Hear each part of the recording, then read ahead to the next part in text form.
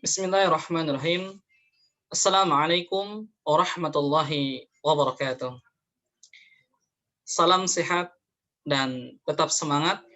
Selamat belajar di rumah. Kami doakan semoga kita semuanya selalu dalam perlindungan Tuhan Yang Maha Esa, Allah Subhanahu wa Ta'ala, dari berbagai macam penyakit serta wabah COVID-19. Dan kami menghimbau serta mengajak kepada semuanya agar selalu menerapkan protokol kesehatan dengan cara memakai masker, mencuci tangan dengan sabun, dan menjaga jarak dari kerumunan, dan tetap berada di rumah untuk memutus mata rantai penyebaran virus COVID-19. Dalam kesempatan yang berbahagia ini, saya akan membahas tentang simetri lipat dan simetri putar. Simetri lipat adalah banyaknya lipatan pada bangun datar sehingga lipatan tersebut membagi dua sama besar, dan apabila dilipat satu bagian menutupi bagian yang lainnya. Agar lebih jelasnya, mari kita saksikan video berikut ini. Mengetahui jumlah simetri lipat, kita bisa praktek dengan menggunakan bangun datar yang ada di sini. Ini adalah bangun datar persegi. Kita bisa melipatnya menjadi beberapa bagian. Tahap pertama, kita bisa melipatnya seperti ini. Ketika kita lipat, nanti hasilnya tidak ada sisi atau menutup bagian yang lainnya. Ini menjadi dua bagian. 1, 2, kemudian dilipat, tidak ada sisi atau menutupi bagian yang lain. Cara yang kedua adalah dengan seperti ini. Hasilnya pun sama, menjadi dua bagian. Satu bagian ini menutupi satu bagian yang lainnya dan tidak ada sisinya. Cara yang ketiga bisa diterapkan seperti ini. Bentuk segitiga menjadi dua sama besar. Jika tidak ada sisa seperti ini, jadi bagian yang menutupi bagian yang lain. Cara yang keempat, bisa menempelkan bagian lancipnya. Nah, ini sudah ada satu bagian juga menutupi bagian yang terlipat. Perhatikan, dari lipatan tersebut akan terbentuk sebuah garis bekas lipatan, dan garis lipatan ini dinamakan dengan sumbu simetri. Jadi garis bekas lipatan, garis yang merupakan yang membagi dua sama besar, itu dinamakan sumbu simetri. Itu adalah simetri lipat. Dan ini adalah contoh bangun persegi panjang. Kita bisa melipatnya dengan cara seperti ini. 1, kemudian 2. Bagian namanya sumbu simetri. Sumbu simetrinya ada 2, maka simetri lipatnya ada 2. Bisakah miring? Nah, jawabannya tidak bisa karena sudah dilipat dan masih ada sisa. Maka simetri lipat persegi panjang hanya ada 1, 2, hanya 2 sumbu simetri. Jelas ya sampai sini? Mari kita hitung banyaknya simetri lipat pada bangun-bangun berikut ini.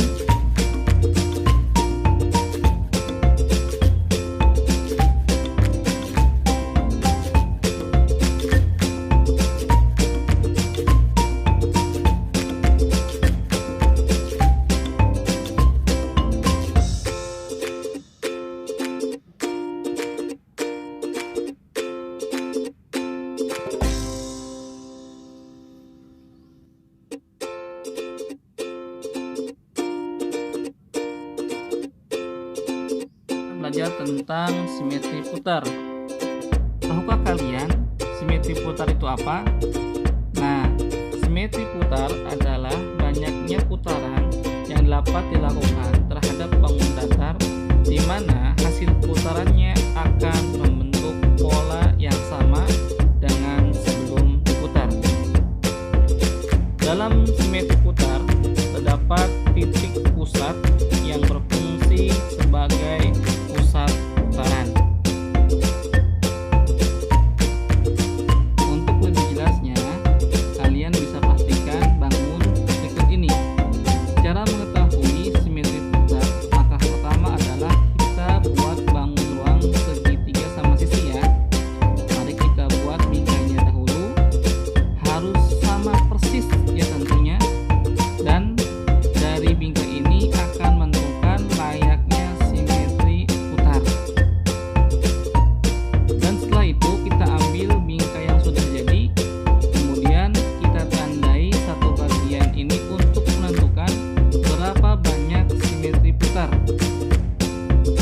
Kalau sudah, sekarang kita masukkan lagi ke dalam bingkai tersebut.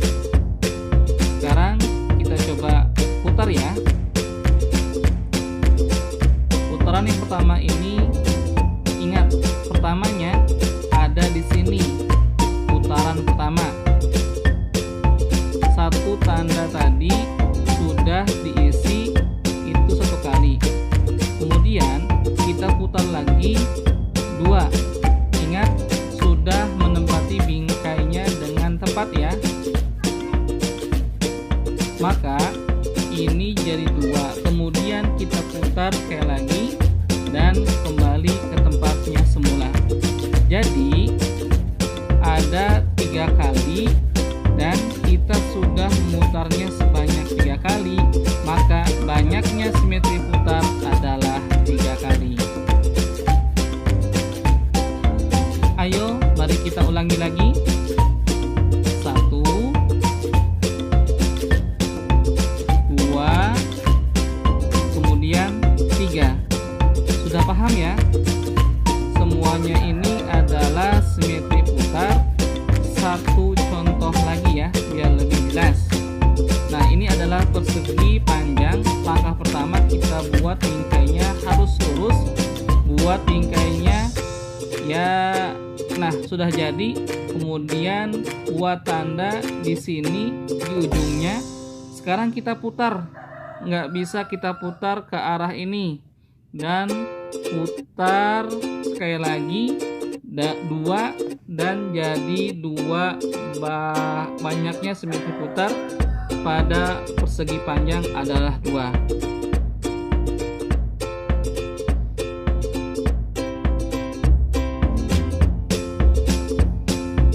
Mari kita hitung banyaknya simetri putar pada bangun berikut ini.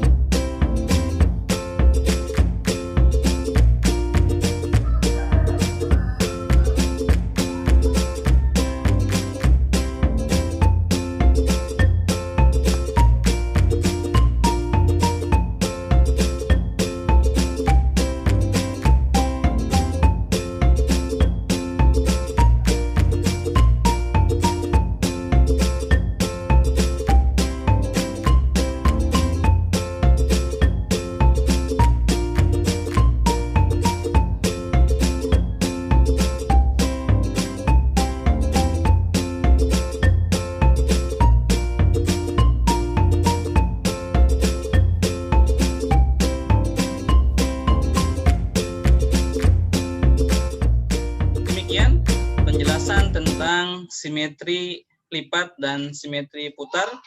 Terima kasih banyak. Semoga bermanfaat untuk semuanya.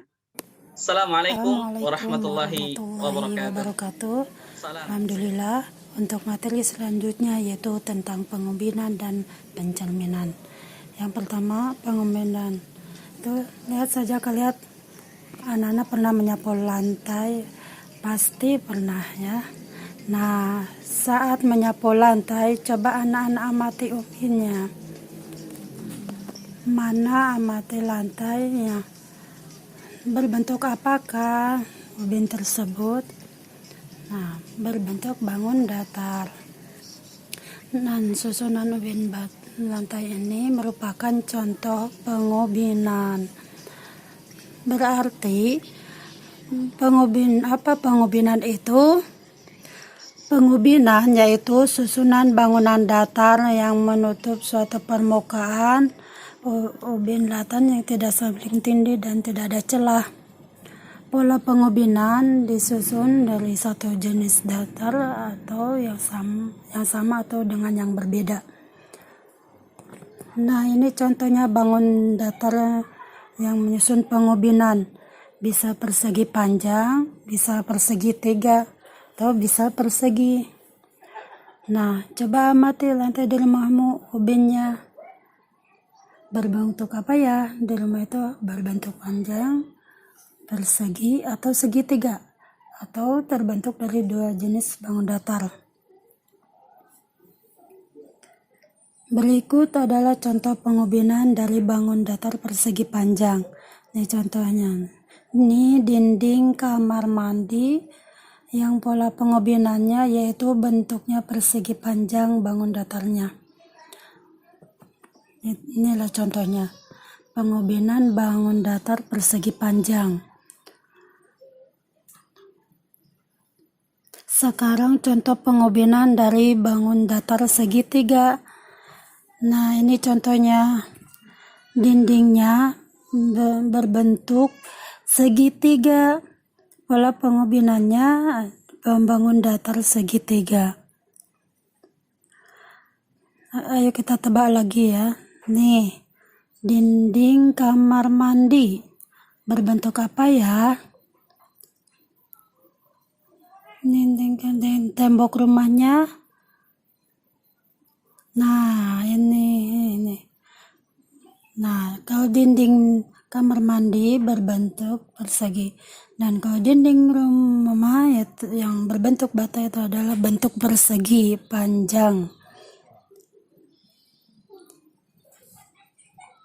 Kalau yang ini bangun datarnya apa ya? Nah, coba. Itu yang pertama persegi, segitiga, dan persegi panjang. Nah, itulah contoh pola pengobinannya. Nah, dan selanjutnya yaitu untuk menerangkan tentang pencerminan. Kita langsung saja ya. Pencerminan bangun datar. Nah, garis merah ini adalah cermin. Kita punya segitiga. Nah, sebagai bendanya ya, segitiga ini dari cermin, dia panjangnya 3 kotak. Kemudian memiliki tinggi 4 kotak. Nah, bayangannya harusnya juga memiliki panjang 3 kotak dari cermin dan memiliki 4 kotak tingginya. Seperti ini. Mirip dengan bangun datar simetris.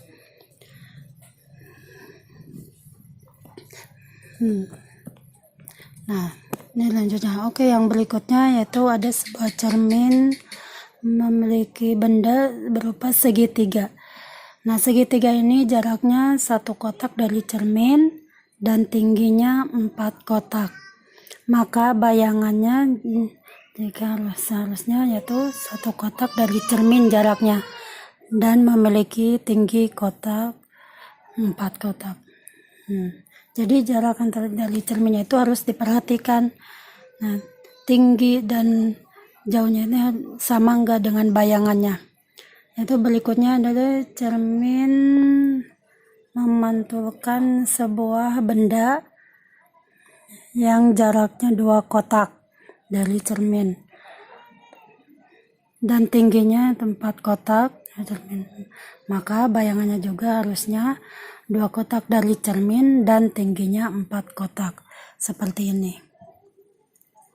Nah, kita lanjut. Ada sebuah cermin, di sini ada bendanya, lalu ada bayangannya. Pada benda ini, jika salah satu titik disebut A, maka bayangannya disebut titik A aksen. Kemudian kalau ada titik B dan titik B bayangannya pada cermin, yaitu bayangannya titik B aksen. Nah, ada cermin lagi, kita memiliki segitiga dan bayangannya pun berbentuk segitiga. Nah, perhatikan bagaimana ya bayangannya. Nah, titik A pada bayangannya yaitu A aksen ada di mana? Nah, itu dia A aksen, kemudian titik B, maka titik B-nya yang ini. Lalu ada C. Nah, ini C aksen. Nah, oke lah. Nah, cerminan lagi. Nah, sekarang kita punya jajaran genjang. Maka bayangannya pun adalah jajaran genjang. Lihatin, kalian bisa lihat kan bagaimana posisinya. Jajaran genjang memiliki titik A dan bayangannya titik A aksen. Nah, dan bayangannya pun sama 1 kotak. Dan kemudian bayangan B itu disebut bayangan B aksen. kemudian C aksen, dan D aksen. Itu secara umum penyebutan seperti itu. Kalau ada aksen berarti itu bayangannya. Nah, kita lihat yang pertama ini. Dari cermin ke titik B. Ke titik B itu adalah 3 kotak. Tentunya dari cermin ada 3 buah pencerminan. Yang kiri, yang tengah, yang kanan. Nah, kalian bisa lihat kira-kira yang benar yang mana, yang salah yang mana.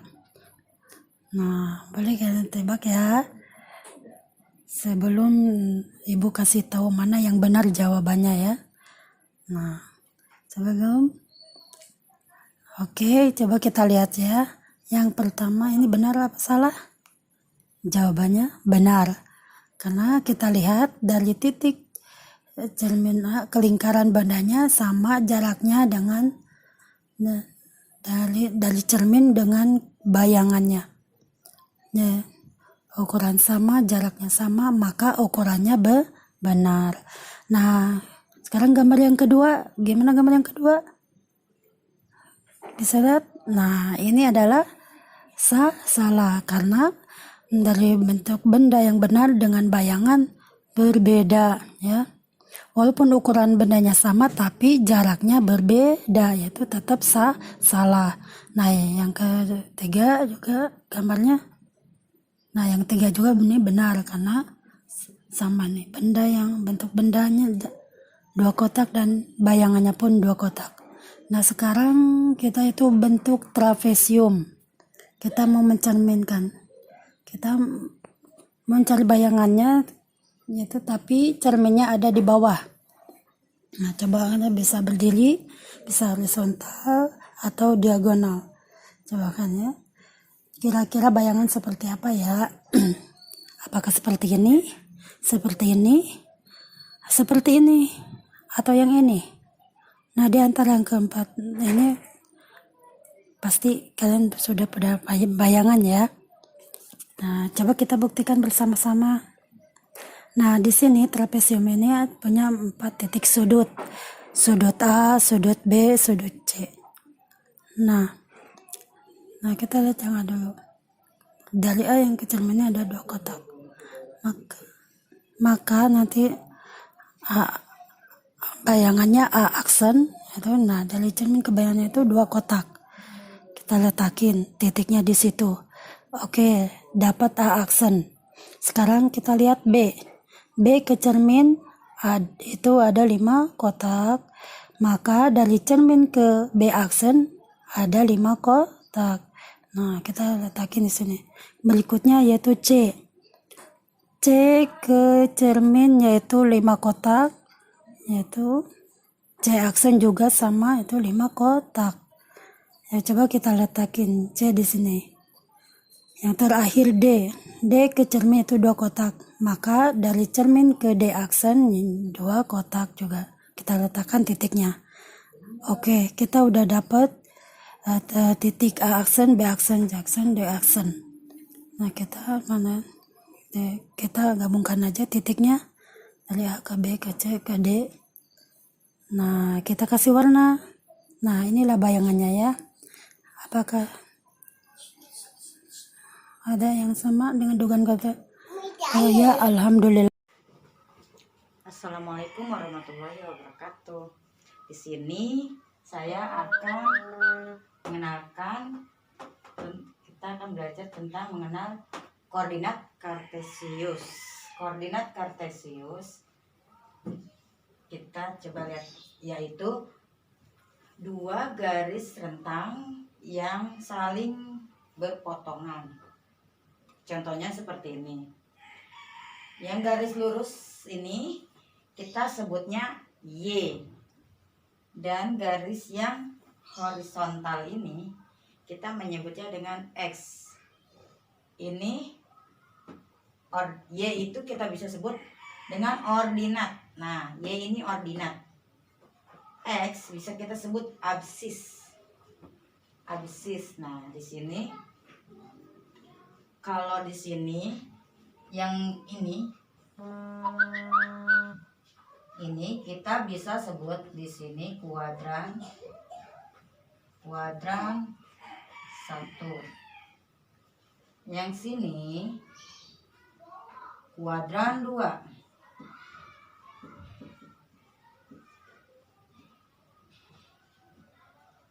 Nah, yang sini kuadran 3.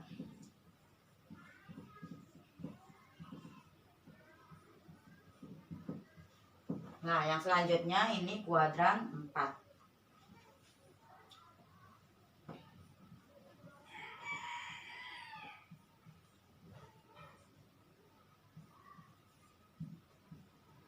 Nah, yang ini absis, yang ini. Nah, kita lihat di sini ada contoh soalnya. Contoh soalnya ialah P min 2,2, yaitu X sama dengan min 2, Y-nya 2. Oke, Y-nya berarti 2. Y 2, di sini X. 1, 2. Berarti di sini X min 2. Sini P. Lalu Q-nya 3,4. 3,4, X-nya 3. X-nya 3. 1, 2, 3.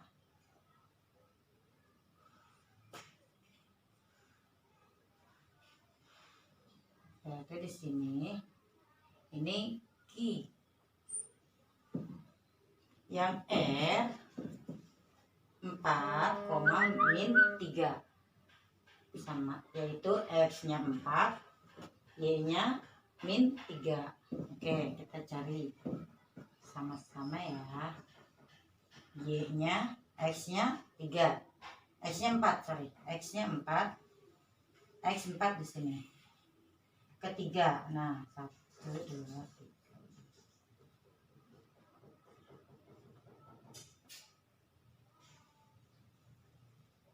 Nah, di sini R, T, Q, L. Sudah ya. Sini min 2,2. Lalu yang sini 3,4. Yang sini 4,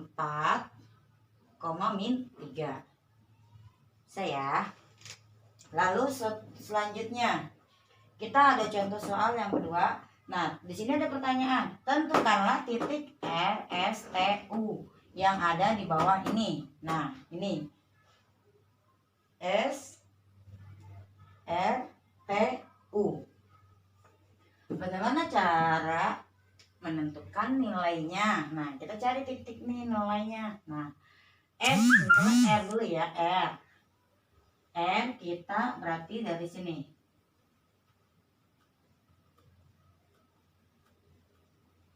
Lalu kita turun sini. Lurus ya, yang lurus. Nah, berarti R itu kita sudah dapat. R itu berarti R sama dengan berapa? 6,5.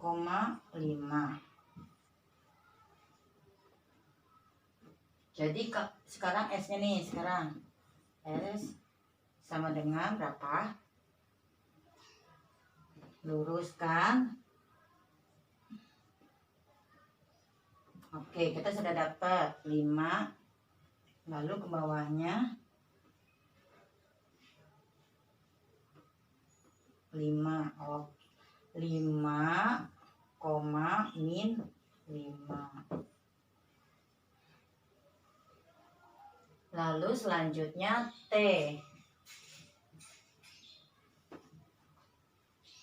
T ini kita luruskan sini.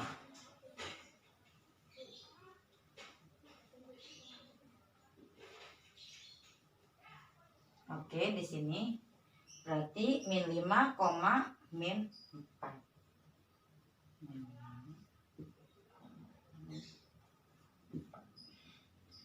Lalu selanjutnya U. Kita kita cari tahu U-nya, perpotongannya 5, 1. Lalu ke sini 1, 2, 3. Oke, berarti min 6,5.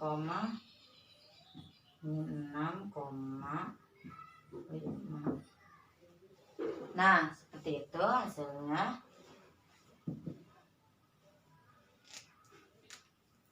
Terima kasih. Wassalamualaikum warahmatullahi wabarakatuh.